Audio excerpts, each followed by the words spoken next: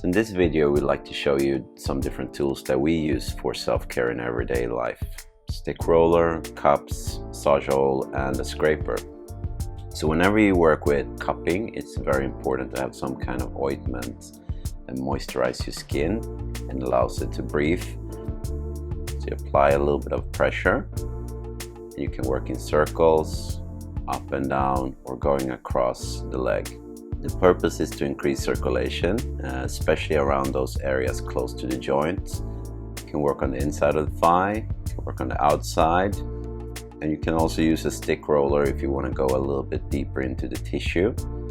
This might be a little bit more taxing for the muscles as you have to actually apply pressure, whereas the cup will give you a little bit more relaxation without feeling a lot of pressure being pushed into the muscle. It's great for IT bands, it's great for if you run a lot or if you stand up a lot, or for general tensions around knees, shoulders, hips, and other joints. You can apply some heating gel if you want to get some extra circulation into the muscles and the joints. You can mix with a little bit of massage to connect a little bit more to the areas where you're tight, and to know where you can go with the cup or with the stick roller in order to create some more space.